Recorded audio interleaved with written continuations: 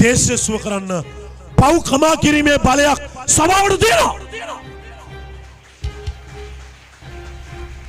අපිට පුළුවන් මේ දේශේ පව් කමා කරන්න. අපි ඉල්ලුවොත් මේ දේශයට පව් කමා කරන්න කියලා ස්වාමීන් වහන්සේ කමා කරන්න යනවා. මෙතන කියනවා පව් කමා කොට. ඉතින් ඔබ රටේ පව් කමා කරන්න. ඔබ කියන්න ස්වාමිනී මම මේ රටේ පව් කමාව මේ රට වෙනුවෙන් ඉල්ලනවා කියලා. මේ රටට ඉතා භයානක ව්‍යසනයන් 7ක් මට එළිදරව් වී තිබෙනවා. 2026 ජනවාරි මාසයේ ඉර උදා වෙන්නේ. හොඳට අහගන්න. 2026 ජනවාරි මාසයේ ඉර උදා වෙන්නේ ලංකාවට ශාපයක් එක්ක ඉරක්. ඒක දවස් 365ක් අපේ රටේ ඒ ශාපය තිබෙනවා. විශේෂ කාරණාවලින් මේ රටට විපත් තියෙනවා. අද මම කිව්වා කියලා සංරක්ෂණය කළ තියාගන්න. රෝගයක් එන්න යනවා, ලේවමනේ දානවා නහයින් කටින්. පීනස වගේ උනාට පීනස නොවේ. හඳුනා ගන්නට බැරි රෝගයක්. තව රෝගයක් එන්න යනවා, අසාමාන්‍ය ඔළුව කැක්කුම කොතරම් ප්‍රතිකාර කළත් ඒක සුව නොවන අසාමාන්‍ය ඔළුව කැක්කුමක්. 3 පෙනහැල්ල ආශ්‍රිත රෝගයක් හැදිලා රැන් දෙකෙන් මිනිස්සු මැරෙන්න යනවා. ශ්වසන පද්ධතිය. 4 ඔබට ගෙඩි කුෂ්ඨ වගේ මුළු ශරීරෙම ඇති වෙන වසංගත රෝගයක් එන්න යනවා. මේ 5 මේ රටට එන්න යනවා. බරපතල ලෙස ලේ වැగిරීම. එක එක්කෙනා දෙන්න නෙමෙයි, කණ්ඩායම් දෙකක් විසින් දෙපැත්තට බෙදලා මරා ගැනීම. විශාල ලෙස. ඊළඟට එන්න යනවා වකුගඩු ආශ්‍රිත රෝගයක්. බඩ ඉදිමෙනවා, කකුල් ඉදිමෙනවා. රෝගය උස්සන්න වෙනවා, සතියෙන් 2-3 මැරෙනවා. කසන රෝගයක් එන්න යනවා. ඒ සමගම මාර්තු 15 වගේ වෙනකොට ලංකාවේ විශාල ආර්ථික කඩාවැටීමකින් ලංකාව දරිද්‍රතාවයෙන් පෙළෙන ලෝකේ අංක 1 රටක් විදියට රෙඩ් නෝටිස් දෙන්න යනවා. අවසාන කාරණාව මහ විශාල බල පෙරළියකට දේශය උහුණ දෙන්න යනවා. විශාල බල පෙරළියකට. ලබන අවුරුද්දේ හුළඟක් හමනවා. ඒ හුළඟ දවසකට සැරයක් හමාවි, කාටවත් ඒක අල්ලන්න බෑ. එන කුණාටුවක් නෙමෙයි, මද සුළඟක්. ඒ සුළඟ සමග ශාපයක් ගලාගෙන ආවා. ඒ සුළඟ වදින හැම කෙනෙක් මා මේ කිව්ව රෝග වලින් පීඩා විඳීවි. මම දර්ශනයක් දැක්කා සභාවල් ඇතුලේ මිනිස්සු මැරලා වැටෙන විදිය. මම දර්ශනයක් දැක්කා පාරේ මිනිස්සු යද්දි මැරලා වැටෙන විදිය. මම දැක්කා ගොඩක් ගෙවල් වල ලතෝනිය විලාපය. නමුත් මේක සභාවටත් බලපානවා. සභාවට මේක බල නොපාපන පරිදි මං ඔබ පවිත්‍රතාවයකට කැඳවලා ඔබේ ගෙදරට මම තෙල් ආලේප කිරීමක් කරනවා. ඔබ ඒක කරගත්තේ නැත්නම් කරුණා කරලා 31 වෙනිදාට කලින් කරන්න ඕනේ. 31කින් පස්සේ කළ වැඩක් නෑ. එදා පළවෙනිදා ලබනවනේ. 31කට කලින් ඔබේ ගෙදර ආරක්ෂා කරගන්න ඕනේ. ඔබේ ගෙදර ඒ තෙල් ඒ මුළු වල දවස් 365ම තියෙන්නත් ඕනේ. ඔබ මොනම හේතුවක් නිසාවත් එක පීඩාන්ට එපා. මොකද මම දකින ක්‍රියාවල් ඉතා භයංකරයි. ඔබ දන්නවා මං දකින අනාවැකි ඒ විදිහටම සිදු වෙනවා. මං ඔබට කිව්වා ශ්‍රී ලංකා සිටම මඩේ ඔබලා තියෙනවා මම දැක්කා කියලා. ඔබ කල්පනා කරලා බලන්න ඇත්තටම මඩේම ඉබුණනේ. ඇත්තටම මඩ වලින් පිරුණා ලංකාව. මම ඔබට කිව්වා ලංකා සිටියම මඩේ ඔබනවා මම දැක්කා. මම ඒකට ගොඩක් යාචනා කළා. හැබැයි ඒක මට කියලා මාස 4-5ක් යන්න ඕනේ ලංකාව මඩේ මෙබුවා. ඒ වගේම මම කිව්වා ලංකාවට හෙන ගහනවා කියලා. මට කට්ටිය බැන්නා. මං කව ලංකාවේ තැනින් තැන හෙන ගහනවා මම දැක්ක කියලා. මං ඒකට බය වෙලා යාශනා කළා කියලා. එතකොට මිනිස්සු මට අපහාස කළා. හෙන ගහනකම් බලන් ඉන්නවා කියලා. බලමු අනාගත වත්රු කින්ස්ලිට හෙන ගහයි කියලා. මටද හෙන ගැහුවේ. හෙනයක් කියන්නේ මොකක්ද? මරණයක්. හෙනයක් කියන්නේ විනාශයක්. ඉගුණේ නැද්ද? ස්වාමීන් වහන්සේ නිතරම පණිවිඩයක් දෙනකොට ඒ පණිවිඩය දෙන්නේ රූපාලංකාර යෙදුමකින්. ඒක කියලා මාස 4යි. මං කො ලංකාවට හෙන ගහනවා තැනින් තැනට හෙනපත් වෙනවා මම දකිනවා ලංකාව හැම තැනටම හෙන වැදුණා කියලා. ජල ගැල්මෙන් වෙච්ච විනාශය බලන්න මොන ගෙදරද ඇඬුවේ නැත්තේ. තාමත් අපි ඉන්නේ හෙනයක් ඇතුලේ.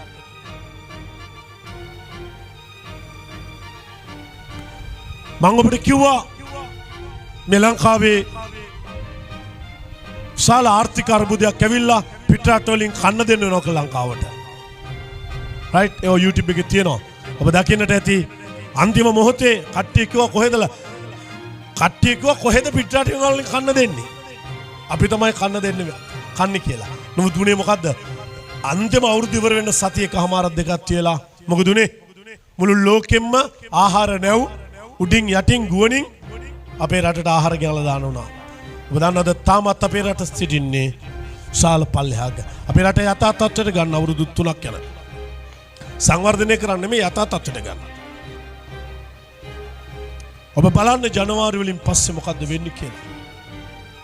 මම ඔබට කිව්වා මිනිස්සු දේශපාලඥයන්ගේ තත් විසඳුම් දෙන්න බැරුව යනවා කියලා. කොහමද ආපු කුණාටුව පුළුවන් වුණාද ආණ්ඩුවට නතර කරන්න? දේශපාලඥයෝ නතර කරන්න පුළුවන් වුණාද? බැරි වුණා. මං ඒවා කියන්නේ මාව බුදුන් පමුණවා ගන්න නොවේ. මං ඔබට කියන්නේ අනාගත වත්රුවරයෙක් ලවා දෙවියන් වහන්සේ කතා කරනවා කියලායි.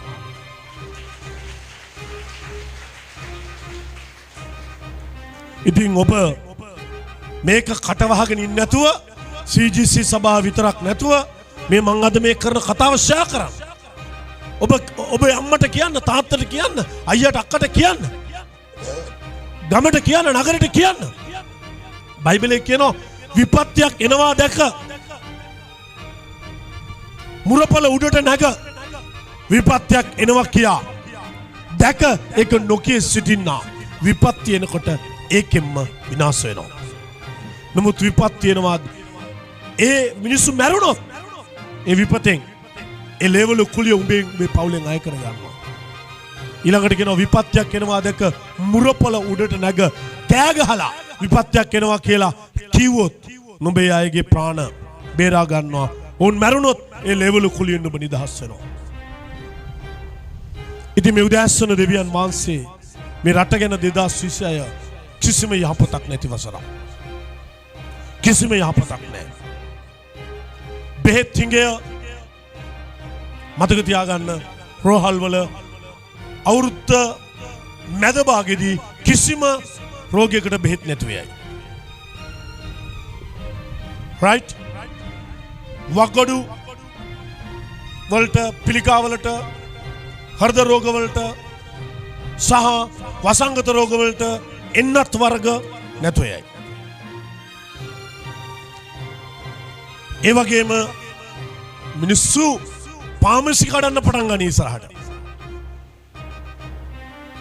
එච්චරට උදහසක් මේ රටට වැగిරෙන්න යනවා. ඇයි මෙච්චර බරපතල උදහසක් ඇයි රටේ වැగిරෙන්නේ? ඇයි දෙවියන් වහන්සේ මෙච්චර රටත් එක්ක තරහ නෙමෙයි, උන්වහන්සේගේ දුක. මේ රටේ දවසකට ගප්සා කරලා මරණ මිනිස් සංඛ්‍යාව විශාලයි. ගප්සා කරලා මරණ සංඛ්‍යාව. දන්නවද අවුරුදු 16, 18, 19, 20 සහ විවිධ වයස් මට්ටම් වල කාන්තාව ගැබ්ගෙන ඒ රහස්‍යගතව ඒ දරුවා ගබ්සා කරන මධ්‍යස්ථාන ලංකාවේ ශාල වශයෙන් තියෙනවා. ඒ මැරෙන දරුවෝ මව්කුසේ ලෝකේ දකින්න නැතුව ඒගොල්ලෝ දෙවියන් වහන්සේට මොරගසනවා. එනිසා දෙවියන් වහන්සේ මේට විරුද්ධව සිටිනවා. ඊළඟ කාරණාව මේ රටේ රජයන් කොච්චර කිව්වත් අපි මද්ද්‍රව්‍ය වලට විරුද්ධයි කියලා පසු කළ රජයන් සිට සෑම රජයක්ම මද්ද්‍රව්‍ය මේ රටට ගේන්න යම් ආකාරයකින් ඔවුන්ගේ ලිහිල්කම තිබුණා. right? ඇයි ඒ වයින් සල්ලි ආවා දේශපාලන නායකයන්ට. අපේ රටේ තරුණයෝ කුඩු බිව්වා, අයිස් බිව්වා. අපේ රටේ තරුණයෝ නාස්ති වුණා. ඒ ගැන කිසිම කෙනෙක් හඬා වැළපුණේ නැහැ. දරුවෝ කියන්නේ රටේ අනාගතය. සභාව ඒ ගැන යාචනා කරන්නේත් නැහැ. මම නම් දැකලා නැහැ කිසි පාස්ස කෙනෙක් අද වෙනකම් තාම ලංකාවේ හරිද කාට හරි පාස්ස කෙනෙකුට හරි කාට හරි වැරදුනොත් ඒවට කටමැඩ දොඩවන්න ඕන තරම් දේවදාස ඉන්නවා. හැබැයි මේ සමලිංගික පනතක් එන්න යනවා ඒකට කතා කරන කිසි පාස්ස කෙනෙක් මම දකින්නේ නැහැ. ඇයි දන්නවද? බයයි. හැබැයි කාට හරි පාස්ස කෙනෙකුට වරදින්නකො කොහේ හරි තනක අඩුපාඩුවක් වෙන්නකො ඒක විවේචනය කරන්න දේවධර්මාචාර්යවරු ඕන තරම් ඉන්නවා. ඒත් උඹලා ජීවත් වෙන රටේ දෙවියන් වහන්සේගේ මැවිල්ල වෙනස් කරන්න හදනවා තොපිට ගාණක් නැහැ. ඒකට හේතුව උඹලා කුලියට වැඩ කරන එඬේරු. උඹලා මුදලට ඇදීලවන්තුන්ගේ දසෙන් කොටස් කොටාගෙන එයින් කාල බීලා සැප විඳින මිනිස්සු උඹලා. උඹලා බයයි කතා කරන්නට. උඹලා උස්සයි කියලා. උඹලා බයයි කතා කරන්න. උඹලා මරයි කියලා. සභාව මෙච්චර මම ඇත්තටම සන්තෝෂ වෙනවා කාදිනල්තුමා ගැන.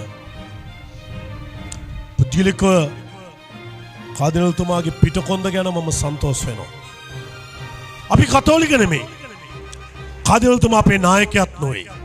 එතුමා කතෝලික සභාවේ නායකතුමා. අපි පාස්ටර්ස්ලා.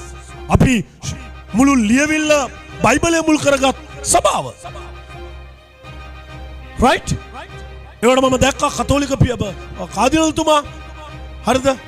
එතුමා මේ ගැන දැඩි ලෙස මම වගේ කෑ ගහන්න නැති වුණාට එතුමා නිසංසලේ කතා කරනවා මේ ගැන. හැබැයි මම විලාප දෙනවා. දෙකේ වෙනස මම අනාගතවත් උනේ. මං කෑ ගහනවා. හැමදාම කෑ ගහනවා. හැම දේශනාවකම මේ පාපෙට කෑ ගහනවා. කතා කරන්න තියා එකතු වෙලා යාච්ඡා කරන්නවත් නැහැ මේ පාපේ ගැන. පිරිමි විවාහ වෙන්න පුළුවන්ලු. කාන්තාව විවාහ වෙන්න පුළුවන්ලු. ලිංගික අධ්‍යාපනය 16න් පස්සේ පෙළපත් වලට දාන්න ඕනෙලු. 6 පන්ති ඉඳලා උගන්වන්න ඕනෙලු. මම දන්නේ මේවා එයිද නැද්ද කියලා යෝජනා තියෙනවා. මේවා ඕනේ නැහැ. මේවයින් අපේ සුද්ධභාවය නැති වෙනවා. අපේ අවුරුදු මෙච්චර මේ රැක ගන්න බැරි දුවල පුතාලා. හරිද? කොහමද? අම්මට සිද්ධ වෙයි උදේ පාන්දර ඉස්කෝලේ යනකොට දුවගේ බෑග් එකේ උපත් පාලන පෙති දාලා අරින්න බත් පෙට්ටිය කොනක ඉස්සරහට. ඕම ගියෝ. හරිද? අම්මට ඉස්කෝලවල පෙට්ටිවල උපත් පාලන එක ක්‍රමවේදයන් පෙට්ටියේ දාන්න වෙයි. ටීචර් උදේ අහන්න වෙයි ක්ලාස් එක පටන් ගන්න කලින් අද උපත් පාලන පෙති බිව්ව කට්ටියත් උස්සන්න නැති අය ගිහිල්ලා බීලා එන්න කියන්න වෙයි ඉස්සරහට. මොකද්ද මේ විකාරය? මේවා උගන්වලාද අපි රට මේ තත්ත්වයට ආවේ?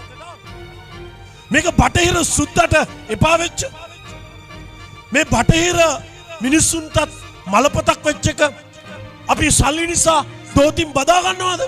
රට වැටුණා කියලා අපි මේ NGOs වගේ මේ එක්සත් ජාතීන්ගේ මේ බටහිර ලෝකේ මිනිස්සුන්ගේ අවතාර අපේ රටට අපි ගේන්න ඉඩ දෙනවද?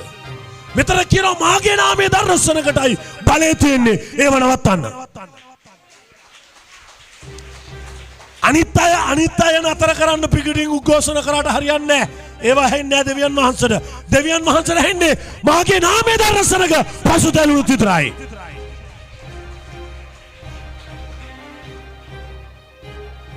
මේ රටේ ඉන්නවා පාසස්ලා කණ්ඩායම් ගණනාවක්. හරිද? මම නම් කියන්නේ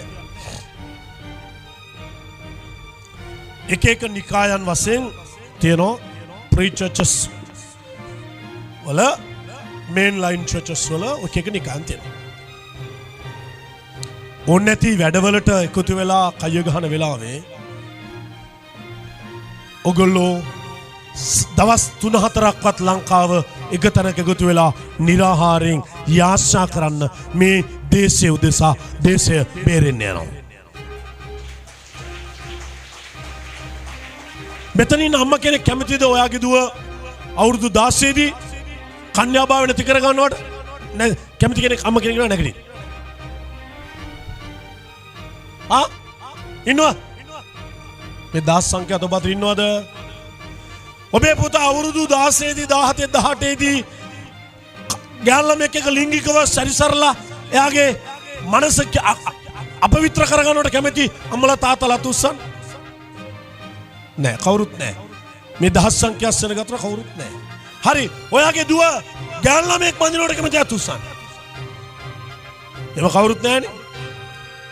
ඔයාගේ පුතා පිරිමි ළමයෙක්ම බඳිනවට කවුරුත් කැමති නෑ. ඉතින් අපි කැමති නෑනේ ජනාධිපතිතුමනි. නේ අගමැතිතුමියනි, අපි කැමති නෑ. නේ සුද්ධ සභාව කැමති නෑ. සුද්ධ සභාව කැමති නෑ වැඩේට. අපි දේශය දරනවා. අපි මේ නිකන් කෑ ගහන අය නෙමෙයි. අපි මේ සුද්ධකමට ආදරෙන් කෑ ගහන අය අපි. අපි සුද්ධකමක් අපේක්ෂා කරන අය. අපි මැරෙන්නේ කුඩ විකුණලා නෙමෙයි. අපි මැරෙන්නේ මේ රටට බෝම්බ ගෙනල්ලා නෙමෙයි. අපි මැරෙන්නේ අයිසුගුල්ලා නෙමෙයි. අපි මැරෙන්නේ ගණිකා මඩම් ඉස්පා දාන්න කියලා නෙමෙයි. අපි මැරෙනවා නම් මැරෙන්නේ සුද්ධකම දේශනා කරලායි. හරිද? ජීවත් වෙනවා නම් මේ රටේ ආදරණීය ශ්‍රී ලංකා පුරවැසියනි, අපි ඔබ මේ පාපොලෙන් විනාශ වලට කැමති නෑ. සුද්ධ සභාව රට බේරගන්න අපි යාඥා කරන්න යනවා. දැන් මේ රට තේරෙනවද සභාවක් තියෙන එකේ වටිනාකම? අපි දරන්න යනවා දේශය. බයිබලයේ කියනවා අපි පසුතැවිලි වුණොත් ස්වර්ගයේ ඉඳලා අහලා දේශය සුව කරනවා කියලා. එහෙනම් බෞද්ධ ජනතාවට, හින්දු ජනතාවට, මුස්ලිම් ජනතාවට, අපේ ආදරණීය සහෝදර ජනතාව, ඒගොල්ලන්ට දන්නේ නැහැ පසුතැවිලි වෙන්න ඕනේ කියලා. ඒගොල්ලන්ට දන්නේ කෑ ගහලා මේකට මොනවද උද්ඝෝෂණ කරන්න. අපිට ඊට එහා දෙයක් පුළුවන්. අපිට මෙවුන්කාර දිව්‍යන් වහන්සේ දිවේ කෑ ගහලා වඩන්න පුළුවන් අපේ රට බේරලා දෙන්න කියලා. මං කතා කරන්නේ දේව වචනයයි. ආමෙන්. ආමෙන්. සභාව මේ වන විට සභාව ලංකාවේ ජනගහනයෙන් 10%ක් 15%ක්වත් මේ වන විට සුද්ධ සභාව ලෙස හිටියනම් මේ කට්ටිය මේ පාපයට විරුද්ධව පාරට බැස්සනම් ආණ්ඩුව මේක කරන්නේ නැහැ. කවුරු කරන්නේ නැහැ. ඇයි? ප්‍රතිශතයක් තියෙනවා. ප්‍රතිශතයක් තියෙනවා. දැන් අහුම්කම් දෙන්නේ නැත්තේ ඇයි? ඇයි? අනේ උඹලට ඕන නම් කෑ ගහපළ උඹල සුළු පිරිසක් නේ. එහෙනම් මෙහි වරදවල් දෙකක් සිදු වී තිබෙනවා. ඒ විදියට දේශයක් සභාවට අහුම්කම් නොදෙන තරට මේක පත් කළේ අපේ රටේ අමන සභාපාලකවරු රැළයි. උන් වැඩේ කරා නම් සුද්ධ කමානුව. හරිද? දසෙන් කොට තරන් ගිහලා කාලා බීලා ජීවත් වෙන්නේ නැතුව ඒ වයින් ඇඳුම් පැළඳුම් වාහන ගෙවල් දොරවල් ගන්න නැතුව හරිද එක එක රට සවාරි ගහන්න දැන් සමහර අය ඉන්නවා කරන කිසිම සේවයක් නැහැ. ඔය YouTube එක අරගෙන අරුගෙන මාරගෙන මුගෙන මාරගෙන අරුට බැන මූට බැන ඉන්න මුන් දේවදාසයෝද? ඒ වෙලාවේ පසුතැවිලි වෙන්න. ආදරය කරන්න. රටක් දරා ගන්න.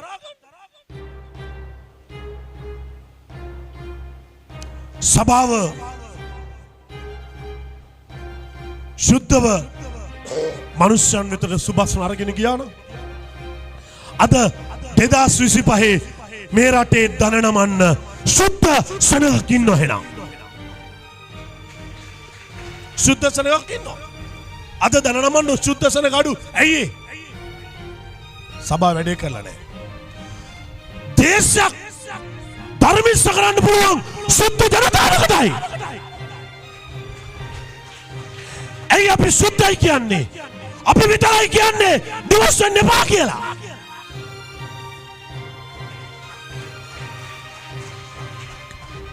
ශුද්ධ වූ සභාව විතරයි කියන්නේ මරණය වෙන් කරන තුරු භාර්යා පුරුෂයා වෙන් වෙන්න එපා කියලා.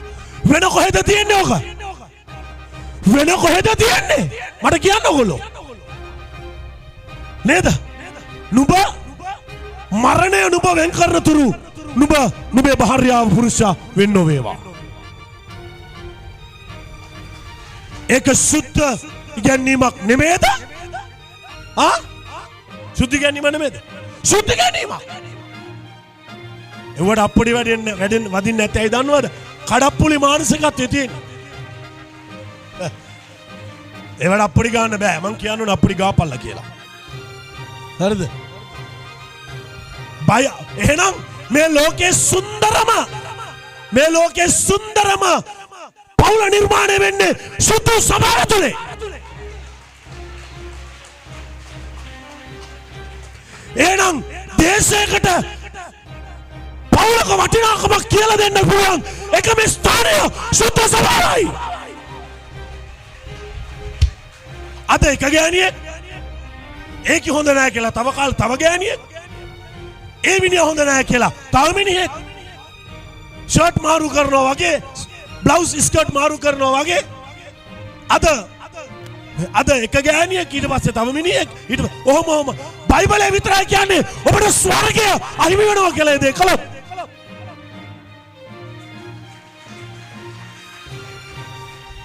සමහර පාස්ටර්ස්ලාට මේ පණිවිඩේ කතා කරන්න බෑ. දන්නවද? සමහර පාස්ටර්ස්ලා තමාගේ භාර්යාව දික්කසාද කරලා වෙන ගෑනු බැඳගෙන ඉන්නේ. උන්ට කතා කරන්න බෑ. ඇයි?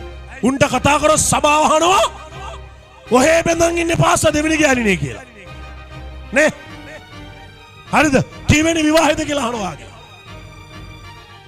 නෑ මට දෙවියන් වහන්සේ කිව්වා ඒ ගෑණිය අතෑරලා මේ ගෑණි තියාගන්න. අනේ ඵලයන් බා යන්න.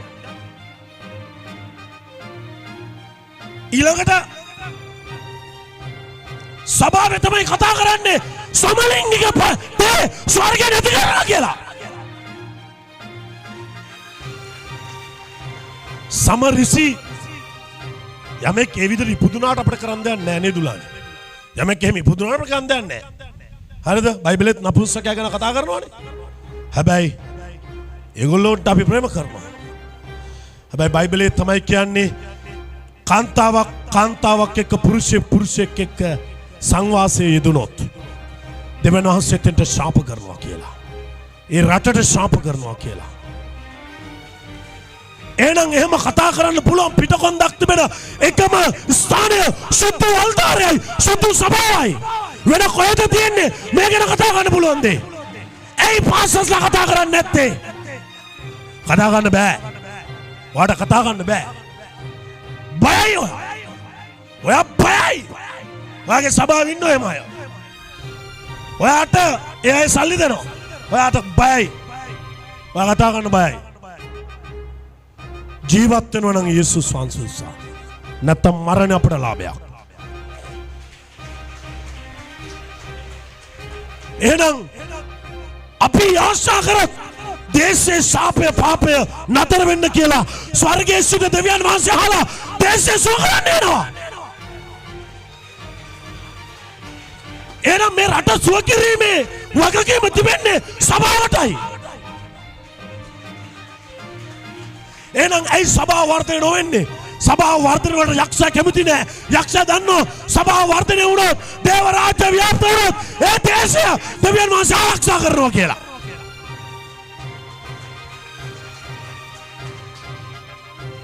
එනිසා සුභාරංචියට සභාව විරුද්ධයි. ඒකයි සුභාරංචි කියනත් ඒකයි. ඔයා මොන ටීචින් දුන්නත් වැඩක් වෙන්නේ නැහැ. ඔයා ගැලවීමේ ටීචින් එක දෙන්නේ නැත්තම්. ආමෙන් ආමෙන්. බයිබලයේ කියනවා නොපනත්කම්. දැන් බයිබලයේ කියනවා බයිබලයේ තමයි සිල් ආගම් ගැන අපි කතා කරනකොට මේ ස්වර්ගය නැති කරන පනතක් තියෙනවා. දස පනතේ නැද පනත ස්වර්ගය නැති කරනවා. ඒ මොකද්ද?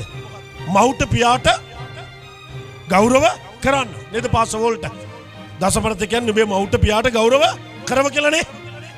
එහෙම නේද කියන්නේ? ඒ කියන්නේ මොකද්ද?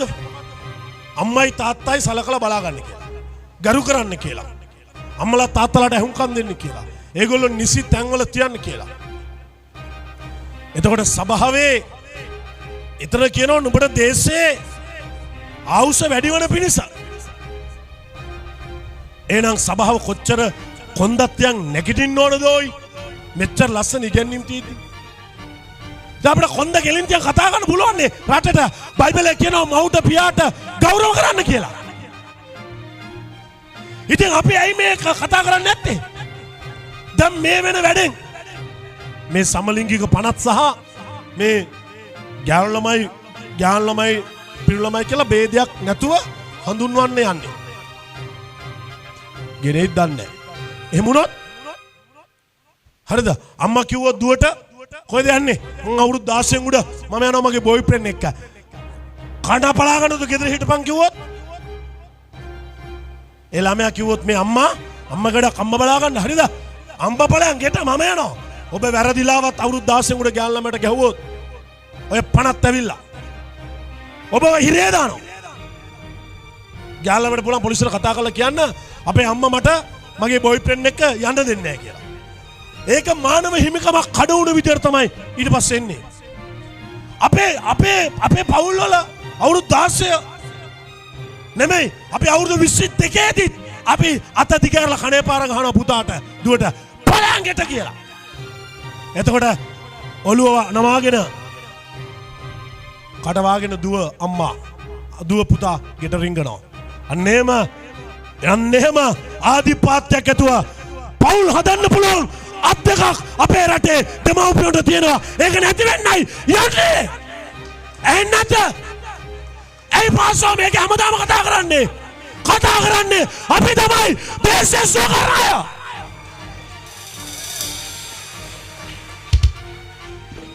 අපිට තමයි දේශය සුව කරන්න තියෙන්නේ. අද නිරාහාරය අවසාන දවස. ඔබ මම ආශා කරන්න යනවා අපේ රටේ අම්මලා තාත්තලාට තමන්ගේ දරුවෝ ඒ විදිහට ආරක්ෂා කරගන්න ලැබෙන්න කියලා.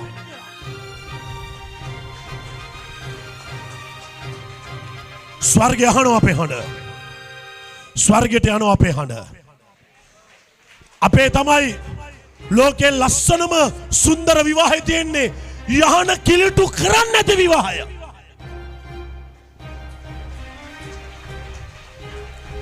අපේ ගෑනු ළමේ බඳින්නේ එයාගේ නිර්වත කවදාවත් බඳින්න කලින් තමන්ගේ ප්‍රේමවන්තයට පෙන්වන්න නැතුවයි.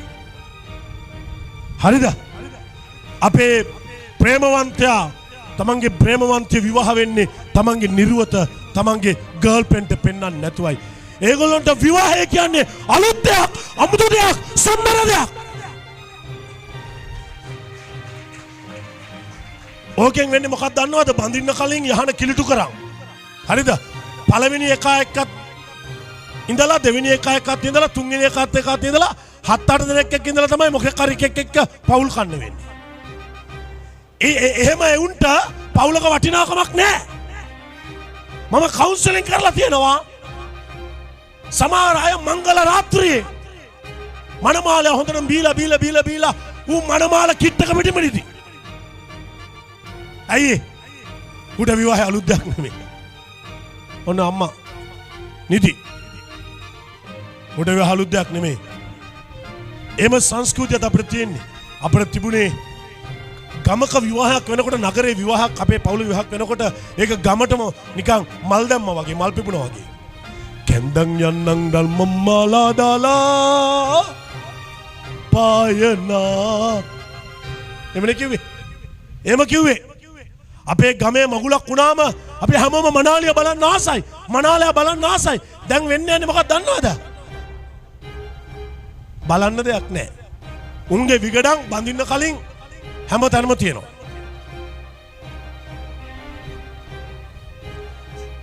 හේප්‍රල් 13:4 විවාහය සියල්ලන් අතරේ ගෞරවැතුව යහන කිලුටු නොකිලුටුව තිබේවා. මක් නිසාද වෛශාකම් කරන්නෝ කාම විශ්වාචාරය කරන්නෝ දෙවියන් වහන්සේ විනිශ්චය කරනසේක.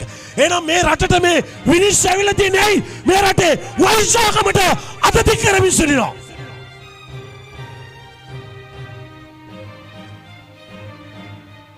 මේවා වෙයිද නොවේද මන් දන්නේ නැහැ. මේවා නොවෙන්නට අපි කතා කරලා ආශා කරන්න යනවා. ආමෙන්. අපි දනගසන්න යනවා දෙවනාන්සේ පාද පාමුලේ. දනගසන්ට යනවා. අපි කඳුළු සලන්න යනවා. යේසුගේ පාමුලේ. ඔබ කී දෙනෙකුට දැනනවද මම කතා කරන දේ? ආමෙන්. ඔබ අද මෙතන වාඩි වෙලා ඉඳලා අවංක පසුතැවිලි නොවුනොත් ඔබට යථා කාලෙදී ඔබේ ගෙදර දුව තව ගෑනු ළමෙක් එක්ක ලිංගිකව එකට හිටියොත් ඔබට ඒක දරා ගන්න බැරි වෙයි. ඔබට කටවහන් ඉන්න වෙයි. පුතා එහෙම හිටියොත් ඔබට කටවහන් ඉන්න වෙයි. මොකද ඒක නීත්‍යානුකූල වුණොත්. ඒක නොවෙන්න අපි ආශා කරමු. අපි පසුතැවිලි යමුද මේ පාපයට ප්‍රථමේ?